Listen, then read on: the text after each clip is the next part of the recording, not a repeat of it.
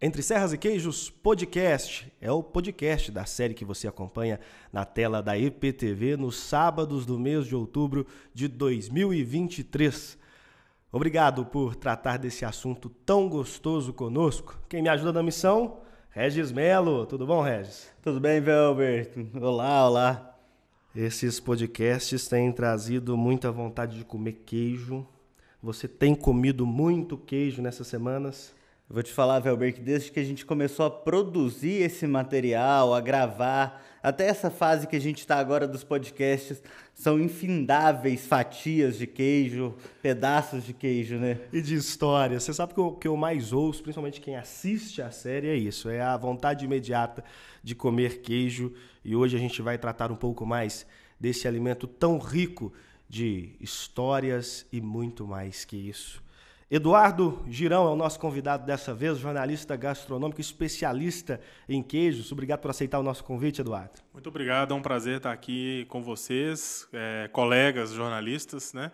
E que estão, como eu, também valorizando e querendo levar informação de qualidade sobre queijo para as pessoas. Muito obrigado. Satisfação imensa falar contigo, Eduardo. Antes de qualquer coisa, apresente-se. Fala pra gente quem é o Eduardo Girão, tão conhecido no meio queijeiro. Que bom, né? O Eduardo Girão, né? Eu sou um jornalista, né? Nasci em Belo Horizonte, me formei em jornalismo lá e trabalhei a vida toda, né? Principalmente em jornal impresso, né? Boa parte do tempo aí da minha profissão. Já tenho 20 anos de atuação. E trabalhei muito tempo no estado de Minas, sempre escrevendo sobre gastronomia, sobre cultura, e nos últimos momentos, né, em que eu estive no jornal, comecei a me interessar muito por queijo, né? E aí eu percebi que faltava, né, o queijo estava crescendo muito, né, como assunto, né, como interesse, acompanhando até o crescimento da gastronomia mesmo no nosso país, né, nos últimos anos, e naturalmente o queijo se tornou, né, um objeto de interesse também, e eu, como jornalista, eu percebi que as pessoas careciam de boa informação sobre isso, né? Então, ter aquele tio que aparece no almoço do fim de semana para falar que conhece tudo de queijo, né? Esse personagem ainda tem muito, né?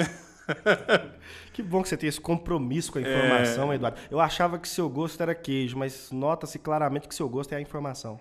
Ah, com certeza. Eu senti que precisava vamos dizer, de alguém se debruçar mais sobre isso para levar mais informação sobre queijo para as pessoas. Assim como já há muito tempo a gente está acostumado com jornalistas que entendem sobre vinho, né? Jornalistas que entendem sobre cerveja, por que não sobre queijo, ainda mais que a gente está aqui no grande polo queijeiro do Brasil, que é Minas, né? Ô, Girão, e você falou que você começou a estudar o queijo quando você viu um nicho ali, né? Assim, um nicho tanto de mercado quanto de informação. Há quanto tempo foi isso? E você sente que hoje esse nicho está mais preenchido? Olha, sim, né? Hoje se fala muito mais sobre queijo do que na época que eu comecei, vamos dizer assim, né? Então, a gente já tinha, quando eu comecei, a gente já tinha regiões já reconhecidas, né? Produtores de queijo Minas artesanal. Esse reconhecimento ele é antigo, né? Relativamente antigo, que ele, na verdade, é de 2002, né? A gente está falando de um produto feito desde o século XVIII, né? Então, tem muito tempo, mas, de um certo ponto de vista, tem pouco tempo, né? Então, a gente foi começando a perceber esse aumento, né, no volume de reportagens, né, de artigos, mais nos últimos anos, né? Então, quando eu comecei a escrever, me interessar mais sobre isso, a gente ainda não estava muito habituado a ver, por exemplo, queijo com o nome do produtor, né? Igual hoje a gente vê, vamos citar aqui exemplos da Canastra, que é uma região muito famosa, né? A gente fala o queijo do Zé Mário, o queijo do Miguel, o queijo do Anésio, o queijo do Ivair, né? Eram muito poucos os exemplos assim que a gente citava, né? A Lagoa, por exemplo, que é uma região tão incrível, né? E hoje muito conhecida também. Na época, praticamente ninguém nunca tinha escutado falar, assim, ou muito pouco, né? E hoje tem medalha, tem um monte de coisa, né? Então, mudou muito, né, em termos de informação. E a gente começou a entender que, sim, ele é um alimento que realmente ele carrega história, cultura, né? Ele materializa um saber fazer ali da região, né? que é levado de um lugar para o outro para ser comercializado. Então, você vê essas diferenças, né? E hoje a gente vai no Mercado Central, por exemplo, em Belo Horizonte, onde eu moro, né? Aí você vai lá e você vê cabacinha, queijo Alagoa, mantiqueira de Minas, queijo Talvez Minas seja artesanal o de lugar- várias regiões. Talvez seja o lugar mais acessível para encontrar no mesmo ponto todos ou quase todos os queijos de Minas, né? Com certeza. Embora ainda existam situações ali de queijo sem rótulo. Uma denominação que só existe no Mercado Central, queijo canastra araxá. O canastra Ou de é Araxá. canastra ou é araxá. Exatamente. Só no Mercado Central. Tem essas particularidades. E que a gente, quando começa a ler, né, você compreende de onde surgiu o canastra de Araxá. Por quê? Por que existe essa denominação lá? Porque num dado momento o queijo saía da Serra da Canastra, passava para um centro de maturação, né? Um entreposto, né? Em Araxá, e dali ele era escoado para outras regiões. Então, literalmente ele existia, né? Provavelmente numa época que a região Araxá não era um QMA, por exemplo, talvez? Não, sempre teve, né? Sempre Produção. teve. Sempre assim, né? Desde quando se começou a produzir esse queijo, Araxá é uma região antiga, né? Para produção também. Não é a mais antiga, mas é uma região antiga, né? Fala um pouquinho disso pra gente. A gente, em nossos programas na televisão, a série na Rádio CBN, a gente sempre tenta explicar, e quanto mais vozes para explicar isso, melhor. Muita gente de São Paulo acompanha o podcast e de outros estados também, claro. Quando fala queijo Minas, eu quero comer um queijo de Minas Gerais. Tem uma infinidade de queijos de Minas Gerais. Fala um pouquinho pra gente o que é o queijo Minas artesanal e, principalmente, as suas denominações. Porque é muito comum, até pela fama, pelo trabalho realizado de disseminação, confundir queijo Minas artesanal com queijo canastra. É queijo canastra. Traz um queijo canastra pra mim lá do Campo das Vertentes. Traz um queijo canastra pra mim lá de Araxá, que foi a analogia que a gente fez agora. Não é assim que funciona, né, Geraldo? Essa é uma dúvida muito recorrente, né? E é normal porque os nomes são parecidos, eles se embolam, são muitas regiões, e apesar de ser o mesmo tipo de queijo, né? Tecnicamente a gente está falando de uma receita só, mas em função, quando a gente muda o local de produção, né? A gente muda características de clima, solo, às vezes algumas peculiaridades no modo de fazer, alguns detalhes ali que acabam fazendo a diferença, né? Então os queijos acabam ficando um pouco diferentes uns dos outros, né? Então isso gera realmente muita confusão. Mas tentando explicar de maneira muito simples, né? A gente tem um universo de queijos mineiros muito, muito grande, né? Então a gente pode dividir principalmente nos queijos industrializados e nos queijos artesanais, primeiro, né? Então, dentre os industrializados, você tem alguns tipos. Dentro dos artesanais, você tem outros. Dentro dos artesanais, existe um tipo de queijo chamado queijo Minas artesanal. Ele é um tipo de queijo artesanal produzido em Minas. E ele é produzido no estado inteiro, e até o momento ele já teve reconhecidas 10 micro-regiões produtoras no estado. Isso significa que ele pode ser feito dentro de Minas, fora dessas regiões, mas ele aí não vai ter o nome de uma região. Ele vai ser um queijo Minas artesanal. Quando ele é feito num município que está dentro de uma micro-região reconhecida, ele é um queijo Minas artesanal, região X, Y, Z, né? E aí a gente tem Araxá, Campo das Vertentes, Canastra, Cerro, Serra do Salitre, até as mais recentes aí que foram reconhecidas, entre as serras da Piedade Alcaraça, Diamantina, serras do Ibitipoca, né? E outras, outras podem ser reconhecidas no futuro. Ô, Velber, eu sei que você teve lá, ele falou do cerro de prensar a massa, mãos quentes ou mãos frias, Velber? Lá no Cerro, acho que lá... isso foi perguntado lá, eu acho que lá são as mãos quentes. Mãos quentes. Mãos quentes. Na canastra dizem que são as mãos frias. Corre a boca pequena que quem tem mão quente não faz queijo bom. Quem tem mão fria não faz queijo bom. Só que isso depende da região. Já esbarrou com essa conversa em algum lugar? Eu já esbarrei nessa conversa, eu acho ela muito perigosa de entrar, viu? Claro. Não estou propondo isso. Até as próprias pessoas que colocam isso, colocam num tom de lenda. Sim. Num tom de lenda. Mas isso não é exclusividade nossa, não, porque o pessoal fala isso da comida japonesa também, né? É mesmo? Porque você está lidando ali mãos. Com peixe cru, né? Com uma matéria-prima muito sensível, né? Então... Aí o homem vai fazer de um jeito, a mulher vai fazer de outro, vai terminar diferente por causa da temperatura da mão. Homem e mulher também a gente ouviu também. Mas não vamos entrar nisso aqui. Claro, né? Jamais. Mas a sensibilidade sim é um ponto importante. Essa é a definição que o Eduardo Girão traz pra gente. Terroir é muito mais que clima, é muito mais que solo. Terroir também é saber. São os saberes humanos. Uma excelente definição, diga-se de passagem. Costuma-se deixar muito isso de lado, mas não podemos esquecer nunca que comida é cultura e onde tem cultura tem gente. Você falou de várias e várias e várias regiões aí. Você já viajou muito por causa da sua profissão? Ah, bastante. Por causa do queijo, especificamente, já viajou muito? Sim, bastante. Inclusive para fora de Minas também. Eu sei que mundo afora, né, Eduardo? Mundo afora. E uma dessas viagens, a gente falava há pouco, foi para Portugal. Aham. O que você encontrou lá? Fala um pouquinho pra gente Portugal, desse queijo que gera tanta curiosidade. Pois é, Portugal é um país que eu gosto bastante, assim, tem... o meu DNA tá um pouco lá também, né? Tristão e Girão são nomes sobrenomes, né? Girão deve ser um cara legal demais da conta. Com o termo... o Girão vai entender com esse termo no sobrenome, porque em Portugal, sinônimo de legal é gira. Alguém vai falar alguma coisa, que legal, que bacana, fala que gira. O homem é girão, vocês estão vendo, não é legal demais. Ele é legal pra caramba.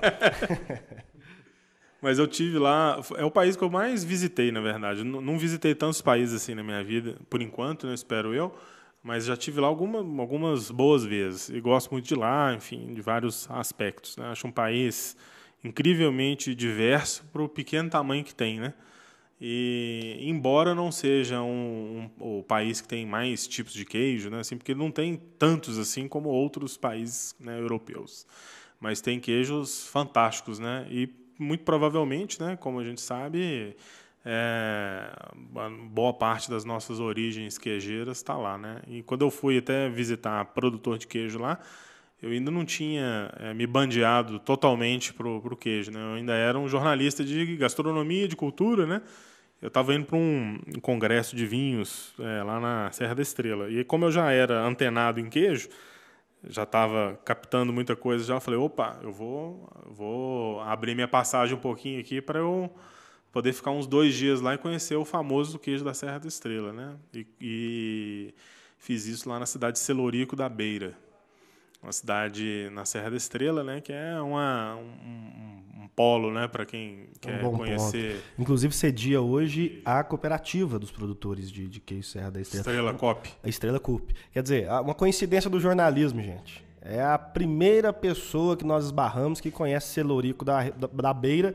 Foi uma cidade que nós nos baseamos lá para gravar a série para você na televisão. Uma cidade pequena, não vou me arriscar aqui a dizer quantos habitantes tem, mas não dá para jantar à noite, não. Tudo fecha antes das 8 da noite, para vocês terem ideia do tamanho da cidade, tá? 100 quilômetros da Espanha. A gente deve ter dormido no mesmo hotel. Talvez tenhamos dormido no mesmo hotel, não na mesma ocasião, tá, gente? Situações de anos de diferença. Pelo menos uma década de diferença. Pelo menos uma década. E aí o queijo Serra da Estrela chama muita atenção, os telespectadores falam muito quando vêm as chamadas, quem já assistiu... Não sei quando você vai estar assistindo esse podcast. Quem já assistiu já falou da característica amanteigada por dentro, duro por fora, um queijo mais forte. O que te chamou a atenção ao conhecer o Serra da Estrela, principalmente no seu paladar? Foi uma situação foi uma vivência muito marcante assim para mim, porque foi a primeira vez que eu visitei um produtor de queijo fora do Brasil. E foi muito impactante assim para mim, primeiro porque assim estava muito frio. Você chegou a ver neve lá? Eu acho que estava no final da primavera, alguma coisa assim, quando ainda tem neve. Eu esqueci a época, qual foi. Mas era uma época que ainda estava muito frio, ainda tinha neve em alguns lugares e tal. Então, eu cheguei lá, era vamos dizer assim, Celorico da Beira é um interior bravo, né, de Portugal. Interior bravo. Então a gente chegou lá para começar a entrevistar, né, as pessoas e tal. Eu estava sozinho, no caso, né, nessa hora eu estava trabalhando sozinho. Tinha uma pessoa da prefeitura de lá me acompanhando e tal, dando o suporte ali, mas na hora que o produtor abriu a boca, nos primeiros 5 minutos eu não entendi nada. A gente acha que a gente não vai ter dificuldade com a barreira idiomática, né? Pois é. Assim, Leia do engano. O português lusitano das cidades maiores é até tranquilo, assim, já estou acostumado, às vezes, ficar vendo programa, né, conversar com as pessoas, ou ver programas na TV, alguma coisa assim, vídeos, né? Você já está mais acostumado com o sotaque. Agora, o do interior é um degrau acima, né? Não é impossível. Você vê uma conversa principalmente entre eles e você não entender uma palavra. Ovelha era uma palavra que era um negócio, parecia uma sílaba só. E aí eu fui para conhecer, né? Fui lá na casa do Júlio Ambrósio. Me lembrei agora do nome do produtor, que a gente conversou mais cedo. Um senhor, né, com a família, muito simpáticos, estavam muito receptivos, e na hora que eu entrei na casa deles, assim, eu tive a impressão de estar numa casa do interior de Minas também, né? Embora fosse uma casa de pedra, né? Aquela arquitetura típica ali, né? Da região ali de Portugal, né? Montanhosa e tal. Mas tinha muitas coisas, havia muitas semelhanças ali no ambiente, na dinâmica das pessoas ali. Foi um negócio meio como se eu estivesse vendo uma espécie de Minas Gerais mais antiga, sabe? Assim, é como se a gente estivesse vendo os avós da gente, assim, né? Um negócio engraçado, uma sensação. Bem cultural, assim mesmo. Né? Uma sensação muito curiosa, assim, né? Foi uma sensação de ver uma coisa pela primeira vez, mas ao mesmo tempo de sentir uma certa familiaridade assim com aquilo. Foi uma coisa engraçada. O que explica um pouco também a ideia de que, e é a mais aceita, de que a origem do nosso queijo é portuguesa. Você viu isso, sentiu isso de Nós perto? vamos chegar lá, hein, né? Vamos entrar nessa série. É polêmico. De Portugal, de modo geral. Portugal apresenta similaridades com a nossa forma de fazer queijo. Sim, em outros lugares, né, também. Então, eu fui lá no galpão onde ficam as ovelhas e tal, né, que não são animais comuns para nós aqui, né, pelo menos aqui em Minas, né. A gente tem bons produtores de queijo de ovelha aqui, mas são os menos numerosos, né. Não é uma característica do nosso queijo, né? Não é a maioria, né, embora tenham fantásticos que eu gosto bastante, né, mas são minoria. Então, aí fui depois para provar o queijo na mesa com eles, né, com uma ocasião sempre que eu gosto bastante, assim, acho muito legal. Provar o queijo com quem faz, no lugar onde é feito, né, enfim, muito, muito legal. Eles fazem o próprio vinho, né, e almoçam tipo 10 horas da manhã, coisas assim... Com vinho.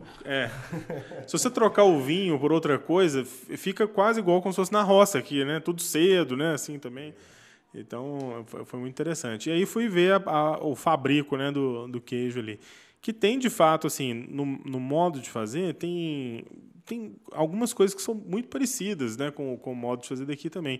Só que tem muitas diferenças, né? Aqui, quando a gente está falando do queijo Minas artesanal, não é um queijo de leite de vaca, lá é um queijo de leite de ovelha, obviamente. Mas são ambos feitos com leite cru, né? Lá você envolve o queijo com um pano, né? E você faz um princípio, né, de maturação, né? Depois que o queijo está formado, né? Você vai para a prateleira de maturação, assim como o nosso. Só que lá ele vai com uma cinta, né, de pano e existe uma intenção aí, a intenção de novo, né? Como a gente falou do terroir, né? Isso faz parte, né, do saber fazer, né? Então no princípio da maturação a umidade é muito alta, né? Então, isso contribui para que o queijo ganhe essa característica untuosa, né? Úmida, cremosa, né? Depois, isso se modifica para que essa condição se modifica para que o queijo seque um pouco mais, estando mais cremoso já, né? Começando a ficar mais cremoso, que ele cria uma casca, né? Aqui já é um pouco diferente, né? Então, assim, tem coisas que parecem, mas tem coisas que são diferentes. E aí, se eu puder já... avançar para o que você... À vontade, essa pauta ela sempre é abordada quando falamos Portugal. Em contexto queijo, a palavra Portugal é um gatilho para esse assunto que o Girão vai tratar agora. Então, assim, desculpa, Girão, a gente inclusive discutiu muito isso, né, Velber? Mas... a gente não precisa contar no podcast que eu e você entramos em vias de fato. Ninguém precisa saber disso. Assim, já foi muita discussão na mesa. Mas que já foi muito discutido na mesa, foi. Mas é porque nós, mineiros, temos o lugar de fala, né, para isso. Porque é muito queijo, né? A gente consome, gosta, conhece muita coisa. Tem alguém que faz na família, né? Enfim, a gente entrar em luta corporal é normal.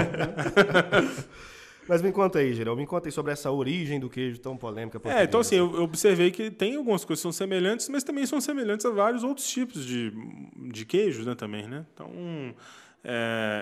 os estudos, né, que iniciaram esse processo de patrimonialização, né, do queijo, inclusive eu conheço o José Newton Coelho Menezes, né, que é um historiador, um amigo, né, uma pessoa fantástica também que fez. E o que ele estudou na época foi que a região da Serra da Estrela tem estaria lá, né, muito provavelmente essa origem. Embora, né, a gente até conversa bastante sobre isso também, ele diz que ele não nega que possa ter relação com os Açores, por exemplo, que é a outra vertente, né? de forma alguma, né? O estudo dele, né? Pelo que a gente conversa, né? Não que ele negue, né? Que ele diga que não existe, né? Mas pelo que ele estudou na época, né? Ele encontrou, né? Dados, né? Dessa maneira. Então, são pessoas que vieram daquela região, né? O centro-norte de Portugal, né? Segundo ele, né? Pesquisou, né? Que vieram para Minas e tal. Então, são naturalmente pessoas que detinham aquele conhecimento, aquele modo de fazer. Porque a gente está falando do Serra da Estrela, é um queijo produzido há séculos, né? Desde a época dos romanos, né? Tem uma vanguarda também nesse queijo em particular, né? É um queijo muito antigo, né? Feito ali, né? Sempre com leite de ovelha. E quando a gente vai para outra vertente, né? A gente vai lá sai de Portugal continental e vai para os Açores, né? O arquipélago que está bem a leste, né? A oeste, né? Bem a oeste de Portugal, como se fosse indo para os Estados Unidos, né? Aí dá uma paradinha ali nos Açores. Ali tem uma cultura de leite de vaca, né? Ali já é um outro território, né? Então você tem um outro clima, um outro solo, e uma outra pastagem também, né? Então a gente está falando, por exemplo, quando a gente fala de Portugal continental, né? Pelo que eu conheço, né? A gente está falando de muitos lugares com pastagens que são mais pobres, né? Vamos dizer assim, e terrenos e pastagens que talvez sejam mais adequadas para animais de pequeno porte. Cabra e ovelha, tanto é que são animais que predominam ainda hoje por lá. Quando a gente vai lá para os Açores, é um solo vulcânico, né, como a gente sabe, né, também. E tem uma outra condição e uma outra história, né, também. Ali também teve presença holandesa, né, que são povos que fazem muito queijo de vaca também. Então ali tem muita vaca e queijo de vaca, né? Então tem o queijo Ilha de São Jorge, que é um queijo, né, muito peculiar, feito com leite de vaca, e tem o queijo da Ilha do Pico, que é apontado como o queijo mais parecido, né, dali, né, daquele local, né, que é um queijo de vaca, de leite cru também, com um feitio, né, uma aparência muito semelhante à do Minas artesanal, né. É um queijo também relativamente pequeno, né, talvez acho que com 800 a 1 quilo, com as bordas ligeiramente arredondadas, superfície plana, né? Não é um queijo estufado com olhadura nem nada. Então é um queijo assim, eu ainda não tive a oportunidade de ir lá e nem de provar esse queijo, mas pelo que eu já vi assim de, né, regulamentos, de fotos e tal, ele é muito parecido, né? E existem outros pesquisadores que indicam presença de alguns açorianos em Minas também, porque a gente sabe que eles foram muito para o sul, né? Santa Catarina, Rio Grande do Sul e tal, né? Mas que teria presença de açorianos também em Minas, e que isso teria justificado ali uma presença de pessoas que tivessem habilidade, né, o traquejo na lida com o gado, né, o gado bovino, né, com bois, com vacas, né, soubessem fazer esse tipo de queijo. Então são duas correntes, né? Então tem uma corrente que vê mais sentido na origem da Serra da Estrela, embora seja leite de ovelha, e embora seja um queijo muito untuoso, muito cremoso. Com aspectos bem diferentes. E feito com coalho de origem vegetal, né, que é o cardo, que é uma planta da família da alcachofra, né? E tem a outra corrente que vê no queijo da Ilha do Pico, que é um queijo visualmente, né, muito parecido, né? E teria essa presença açoriana em algum momento em Minas, embora talvez não tão numerosa como a dos povos aí do Minho, do centro-norte de Portugal, né? Legal. E já aproveitando que você direcionou os caminhos históricos desse queijo, de onde vem, para onde vai, sempre me chamou a atenção a analogia do queijo com ouro. Queijo é ouro, na visão romanceada da coisa. Mas de maneira literal, o queijo tem uma história que se mistura com a exploração mineral Minas afora, né? Por que esse queijo disseminou tanto por Minas Gerais, assim, estado afora, e ganhou tantas características em cada lugar? Porque a ocupação de Minas ela foi, né, inicialmente motivada por conta da exploração mineral, né? E em volta desses locais de exploração, né, foram se formando assentamentos, né, ou vilas, né? Não sei precisar o nome histórico mais correto, né, mas essas vilas, esses povoamentos, né, em volta dos locais de exploração, começaram a surgir para dar apoio a essa atividade mineradora, né? Só que esse desenvolvimento dessas vilas, né, sempre foi com uma economia mais diversificada, né? Então, o próprio José Newton mostra isso nos livros dele, né? Então, cito sempre ele porque ele é uma referência muito importante. Então, ele cita isso, né, inclusive. Então, era um quadro econômico, né, mais diversificado, era uma economia diversificada. Então, tinha produção de vários itens, né, ali. Então, com o declínio da exploração de pedras, né, preciosas, né, de mineração, atividade mineradora, né, outras dinâmicas se sobrepuseram ali, né? Então, você tem a formação ali de pequenos centros urbanos, né, digamos assim, né? Acho que urbano é uma palavra muito precoce, né? Mas de povoamento mais desenvolvido, de pessoas, mais desenvolvidos, né, maiores, mais economias mais desenvolvidas, mais robustas, né? Por isso, porque quando declinou uma atividade, na verdade já tinha outras, né, que aconteceu ali, inclusive produção de comida, né, de alimento, né? Então você tinha produção de ovos, de laticínios, de verdura, de fruta, né? Você tinha isso, né? Aliado a essa cultura também de que o próprio José Newton fala também, né? De quintal, né? Então as pessoas produziam no seu quintal várias coisas que elas usavam, né? Então tem pé de um tanto de fruta, tem galinha, tem porco, tem verdura. Reforçando, e sabe o que a gente ouve muito no interior? Aqui só comprava querosene e o sal. Já ouviu isso? Sim, exatamente. Aqui só comprava querosene e o sal, você produzia-se tudo no quintal, né? Sim. Gerão, e aí a gente está falando aqui de muitos povoamentos, de muitas regiões que hoje acabam que competem entre si na história de fazer o melhor queijo, de disputar quem tem o melhor queijo. Você é jurado de concurso. Sim, e aí a gente está falando de ouro, usam muito esse termo nessa disputa. Eu ia entrar nisso. A gente acabou de falar de ouro, a gente vê queijos, muitos queijos aí com medalhas de ouro, prata, bronze. Vamos tentar desmistificar um pouquinho. Como que funcionam esses concursos? Sim. É um assunto bom de entrar, né? Porque as premiações são eventos, né, recorrentes atualmente, né? Acontecem, né, várias, né, nacionais e fora daqui também do Brasil, né? E os queijos brasileiros estão cada vez mais entrando nessas premiações, né? Então a gente vê que tem muito mau uso da informação, né? Mau uso do prêmio também, muitas vezes acontece. Não só por parte do próprio produtor, mas às vezes do próprio lojista, né? Então, falar, aqui tem o melhor queijo, nós temos o melhor queijo do mundo, né? Então, isso aí, a gente sempre, quando alguém se encontra com isso, deve desconfiar, porque não é bem assim, né? Então, até porque a palavra ouro, medalha de ouro, principalmente quem gosta de esporte, remete muito a primeiro lugar. Então, exato. Você tem um queijo ouro, essa associação é imediata e propositada, né? Induzem isso, né? Mas a história não é bem assim, né, Gerão? Não é bem assim, porque esses concursos, né, por exemplo, teve o concurso agora, o Mondial do Fromage, na França, né, que aconteceu agora, saiu o resultado há poucas semanas, né, pouco tempo. E ali tem ali um sistema que você, ao ganhar o ouro, não significa que outra pessoa não possa ganhar o ouro. Por quê? Porque ali você ganha medalha de ouro, prata, bronze bom, o super ouro é mais restrito, né? Mas ouro, prata e bronze, você, ao ganhar, não exclui outra pessoa, você ganha por pontuação. Então, nós três estamos aqui na mesa, né? Cada um produz seu queijo. O nosso queijo alcançou, por exemplo, a mesma nota, são 3 ouros, né?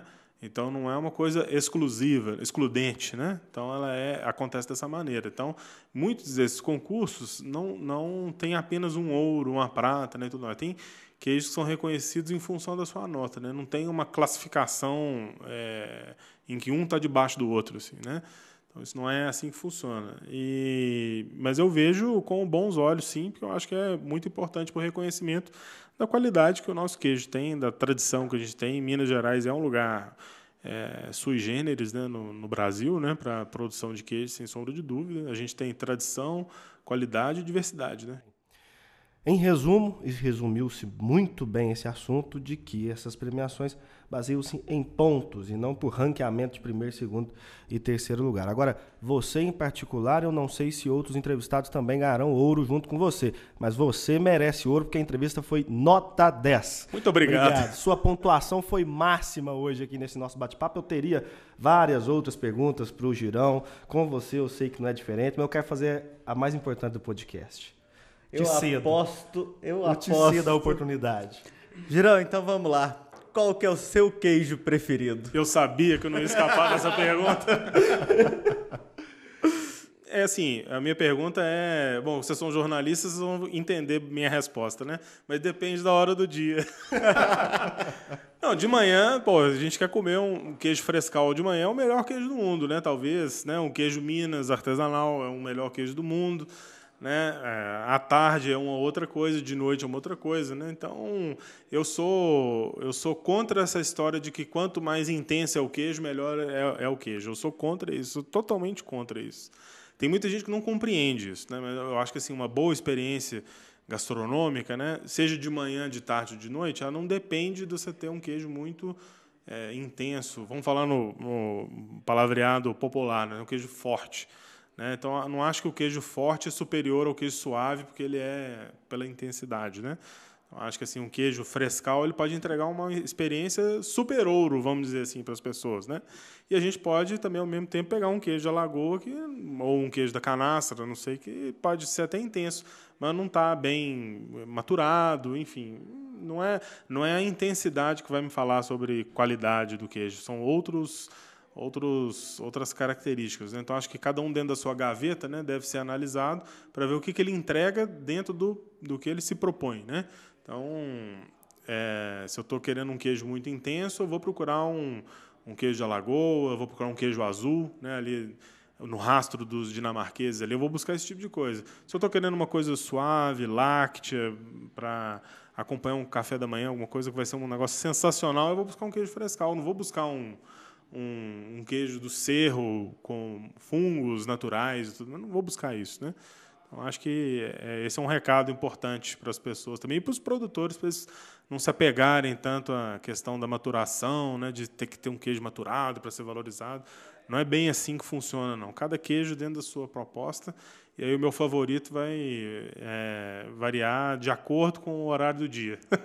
Saiu bem, né? Saiu muito bem. Com aquilo que eu vou beber, né, também. Saiu muito bem. Mas eu não fujo das respostas que eu já dei nesse podcast aqui, mas eu concordo com ele. Eu sempre falei que eu gosto dos mais curados, naturalmente mais intensos, porém eu concordo com ele. A questão é que eu sou notívago demais, não consigo acordar cedo, então para a hora do dia, da noite ou melhor, né? Para a hora do dia, mais tarde eu vou no queijo mais curado. Legal demais. Você, em algum momento, nessa última resposta, falou sobre experiência. E eu acho que é uma palavra muito bem pensada para falar de queijo.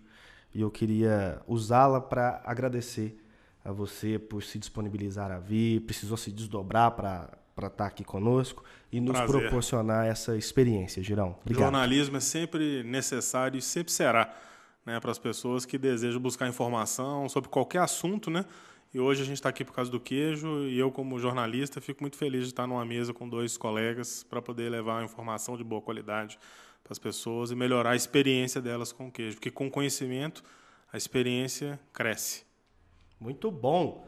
Muito importante essa sua fala para o nosso momento histórico. Regis Melo, obrigado, viu, por me ajudar na missão. Obrigado você, Velber. Obrigado novamente, Girão, por ter se disponibilizado a estar aqui com a gente. E a gente segue na luta, então, por trazer mais informação, mais sobre o queijo, esse produto tão importante, não só da cultura mineira, mas também de todo o Brasil, né? E você se informa com a gente sobre queijo na série Entre Serras e Queijos, exibida pela IPTV, nos sábados de outubro de 2023 e disponível no Globoplay. Também tem uma página especial no G1, na CBN, Ribeirão Preto e Campinas e também aqui no site Tudo AP com o Entre Serras e Queijos podcast.